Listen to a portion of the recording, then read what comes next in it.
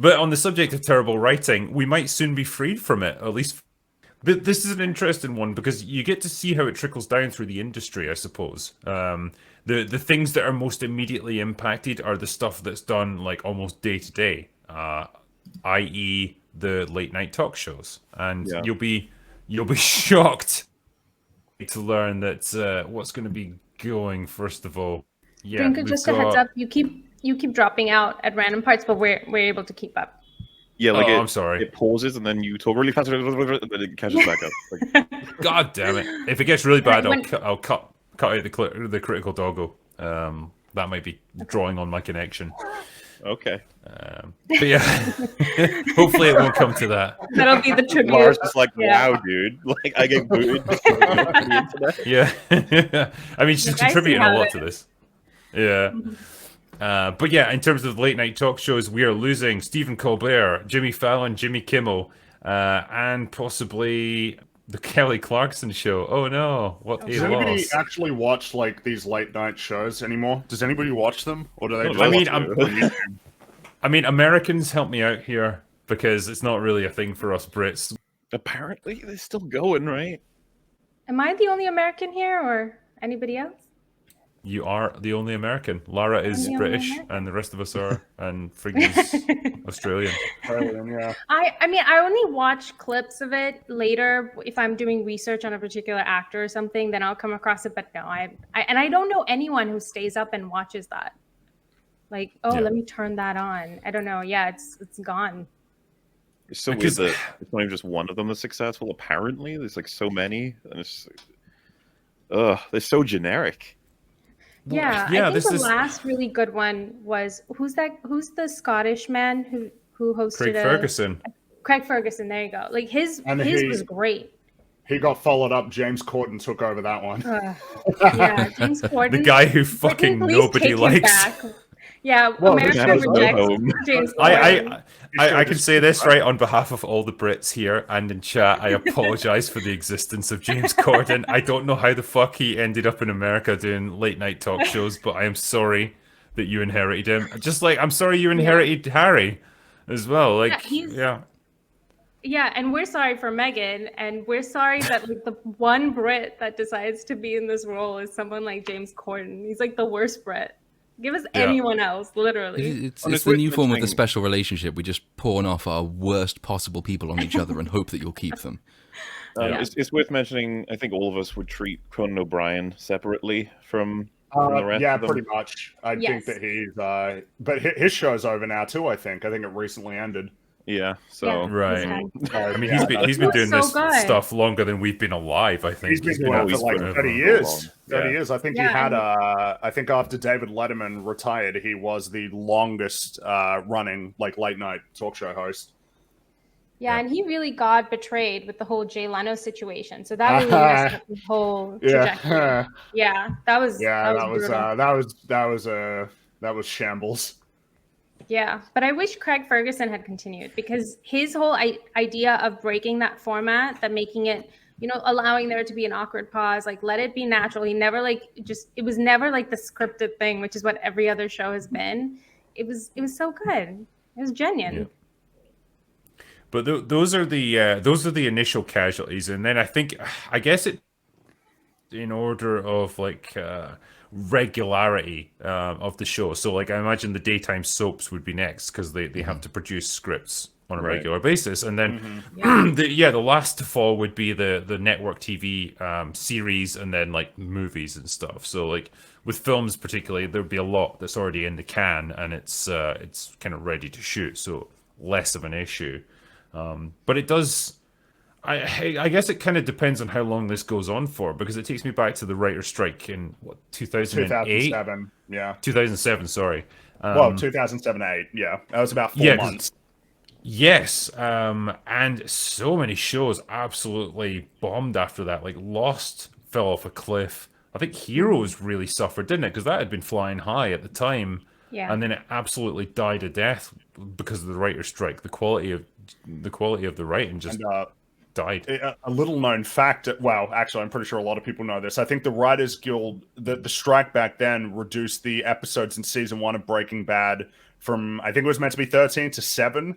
And I believe it saved Jesse. It meant that he got to stay in the show, because it was originally planned that somebody was gonna die in the first season, but the writer's strike disrupted that. Wow. Yeah. There were a lot of films that got disrupted. I know Transformers 2 was a notorious product of the writer's strike. It's disruptive, and I guess it's interesting now with like the nature of the industry. Like, what is the knock-on effect on like something like Marvel that's so assembly line that they want to make sure that they're churning out like 3 movies a year or 3 TV shows a year? What does it look like in a year or two? Yeah, it's going to depend on how. Sorry, after you. I guess it's ultimately going to depend on how long this goes on for before they get a resolution. Because if it's just a few weeks, then okay, fine. Like, you can resume production relatively quickly. But if this drags on like the previous one for months on end, it's going to have massive problems. Well, so what are the broad sort of objectives of the strike? Because I still don't have a great idea of like what is desired. There's a few of them. So some of them are similar to the 2008 strike. You can usually tell sort of the trend in which an industry is going by the demands a union makes to stop it, because most of these strikes are protectionist in one way or another. So whereas 2008 was largely concerned with remuneration and sort of royalties from TV shows as opposed to movies, and from DVD sales as opposed to theatre sales, some part of this one is that, generally speaking, royalties for streaming services are not as high, or at least equitable, with royalties for a cinematic release or a traditional sort of cable TV show. So that's one. The more interesting one, though, is that one of the demands is that studios make a solemn promise and commitment never to use AI to generate script ideas or scripts themselves, which suggests that the writers are slightly worried that, given they already write like automatons, they might eventually be replaced by them. There is a worry about AI on their behalf. There's just quotes about them saying, "We want more money. We want enough money to make a basic living doing what we love." Which I thought writers were paid a decent chunk, considering the work that they do when it comes to specific topics. There are some other ones, though. It's not a cheap place to live, California. It's not a cheap place to live, and also there are certain studio practices which are evolving, which are cheaper for studios and pay writers less. So the tendency now to have what they call, what's it called? I think it's called a quick room or a short room or something. Instead of creating a pilot episode, you get the writers together to sort of pitch the script to the studio, and that's the decision the studio will make on whether or not to pick up that show. But writers aren't paid as much because it's not as time intensive if they just sit in a room for a little bit and then turn up like this tiny draft script, as opposed to actually being given the whole job of scripting an entire episode, which goes to air. And so they're getting paid less for that, and there's sort of shorter contracts and the typical charge of turning writing into a gig economy where people are sort of paid by the hour as opposed to paid on contract. So there's a whole bundle of them, most of which are to do with pay, some of which are slightly more valid than others, I think. It's just a bold move, I think, to be starting to demand higher pay in an era when your writing is tanking. I mean, it's off a cliff. So what exactly what's your leverage here? Pay us more to turn out crap is not the strongest argument. Is there any leverage that comes from the timing of this? Because the impression I get is that the industry is like, like it's not in a great place when it comes to making lots of money at the moment. Considering Spielberg said recently that Tom Cruise saved Hollywood with Maverick. Saved theatrical, releases. It certainly wasn't Steven Spielberg that saved it with West Side Story, that's for sure. That film all the Fablemans, right? Neither did very well. No, that was a bit of a self-congratulatory, like, pat on the back for himself, That's right. He can do a little bit of pat. He's been around for a while. I mean, he's earned it a little bit, but it's like, don't expect that, like, the world to go nuts over a movie like that, No. Yeah, no. that's more like a home movie. Show that at your Christmas party or something. Yeah. But it kind of feels like with the writers of Hollywood at the moment, I feel like we're not losing an awful lot. Like, I would love to see just a big old reset of the creative pool that we have available, because when I look at the movies that have been put out over the past few years, I think we'd all agree that, like, generally the standard has been absolute dog shit, and I don't really support their demands for more money because they're not fucking worth it. What they've produced hasn't been worth it. Yeah. No, and strikes as well like this to get sort of stricter contracts, tighter contracts, longer contracts with much more money, do end up having the effect of stopping newer, younger writers from actually making their mark in the industry to begin with, because it becomes much harder for them to actually get a job. Because many studios will have arrangements with specific unions. For example, I know this is certainly true for some studios that do voice acting work. You have to get a special waiver from certain unions to be allowed to employ non-union staff to do voice parts if you're contracting out, which is difficult, and it makes things more expensive. And of course, the longer your contract is, then the fewer writers will be brought onto that team over time. Whereas you can sometimes see the effect when there are strikes like this happening. If there's an arrangement with a studio which allows it to use non-union staff, well, some people being drafted in to do sort of last-minute script for late night won't have had these jobs before, and so you get a slightly more bold, freewheeling approach. And I think that was one of the effects of the 2008 strike as well. The show's very much changed in character and actually in some ways became a bit more inventive because they weren't hamstrung by long contracts for the same old writers. Broadly, what they're after, at least from my knowledge, is increased pay, better residuals, staffing requirements, shorter exclusivity deals, and an assurance on AI, which is like... The AI thing is fantastic. All of this is a lot. And like when you get into the specifics of what they're after, it's like, fucking, I don't know, man. And then you wonder, like, how valuable... Because I was trying to ask Gary and Az about this when we were talking about Real BBC. I was just thinking about, like, you know, your average director who's maybe been making a show for a while or something, and their writers are like, not writing this now. Like, assuming he's not a part of the union, doesn't have as much investment, blah, blah, it's like, could he write for the time being? Could they do improv? Like, what exactly? And I'm assuming it's different for every single project, be it TV, movies, whatever else. But, you know, until this gets sorted. But as you were just about to say, the assurance on AI one is so fascinating because you'd want to be in a position where you're like, no, AI would not be able to replace us because it's not in a position to defeat our like creative enterprise. But apparently it is, which is now making us all wonder, like, wait a minute, have you guys been using it? Like, what's going on? I'm willing to bet Marvel have been using it for years. What comes to mind is the recent South Park episode. If you guys haven't seen it, you should. It's very relevant. They eventually get to the point where the episode itself is written by ChatGPT. Which is really fun. Jesus. Yeah. Oh, that's our future, isn't it? Yeah, I for one welcome our AI overlords. Well, I hope they take pity on us. Won't be long before the robots are outside protesting, asking for their jobs. It's like, hey. No, you know what it'll be? It'll be like people like us will be there just to entertain them. You know, like, look at the humans doing their stupid things. Like, you know, make us laugh. They'll be like the critical doggo on cam. You know, they'll watch us doing human-y things. You know those videos of Boston Dynamics where people are just like they're really testing these like robots that can balance and jump and do all this stuff, and but they'll like knock them over and like poke them with a stick and like, push them. I'm like, that's gonna be footage used against us during the trials of human beings for like savagery against our robotic overlords.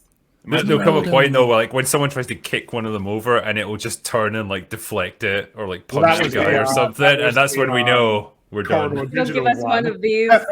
Yeah, the robot fights back. Give it time. Well, that's the thing. When we're in those trials, they'll be like, "Where were you? And what did you say when they talked about AI?" And we're gonna be like, "Oh, I was positive. I think." Yeah. You see here, Baggage claimed that you just retweeted it and said, "Ha ha ha! This is hilarious." What were you really thinking at that time? I was you guys were on a live stream joking about robots getting hurt. You know, we do that with everyone. Okay. Oh, that's what it's called. Roko's basilisk. The idea that AI might want to punish anybody who wasn't actively facilitating their existence. That was the Silicon Valley. They did a joke about that of like, yeah, you know, I'll be a good little slave and sort of help them out, just nudge them along so that they don't come for me. I mean, the bastion of human creativity was always the thing that set us apart, though. It was always this idea of, well, you know, a robot can do automated processes. It can do a human would get tired of or bored with or whatever, but like a robot can just carry on doing it all day long, like a factory assembly line or whatever. The one thing they didn't have was creativity. They couldn't produce things. They couldn't produce works of art. They couldn't write stories, whatever. Now we've gotten to the point where they kind of can. You can definitely make the argument that like all they're doing is getting a whole bunch of existing things and just coupling, really coming up with creative ideas. But fuck it, that's pretty much what Hollywood does anyway. So like, how are we better than them at this point? Are we devolving to the point where they're actually just more creative than us, just through sheer inertia, if nothing else? We could probably easily get ChatGPT to write a script, like a Marvel-like script, and it would be anything better than what's come out in Phase 5. Oh, I fully believe that. If you just fed into it the scripts for all the previous Marvel movies and the TV shows, and just say, tell me an original story with X, Y, and Z characters, it could easily do it, and it would probably be better than what Marvel writers are capable of at this point. I would like to see it, just to see what they'd come up with these days, even. But yeah, there's a bit more information on each of the subjects that, I mean, add a little bit more context if you're curious. You've got for the pay, the guild is seeking higher compensation for writers across the board, though there are more jobs available to the WGA members than ever before because of the proliferation of streaming services. Pay for most writers is down. 10 years ago, 33% of TV writers were paid the minimum. As of now, it's 49%. Accounting for inflation, writer pay has declined 14% in the last 5 years. The median weekly writer-producer pay is down 23% over the last decade, with inflation factored in. Writers say many of the members aren't even making a living wage, though they are also seeking increases for their pension and health funds. Does it say what the average wage for a writer is? I assume this is all going to be relative to the cost of living. In LA. Yeah. Yeah. So it'll sound like a lot And in New isolation, York. probably. But yeah, because I tried to gauge this, and it's like, okay, well, say you're brought in to write one episode of a TV show or be a contributing writer on it. Okay, fine, you're not going to make a fortune off that, but like, say you're doing a steady writing gig, it's like, well, we want you to be a weekly contributor on this late night talk show or something. What do you get paid then? Can you live off that? I just wonder though, do they have to? Can they just live somewhere cheaper and still write for the same show?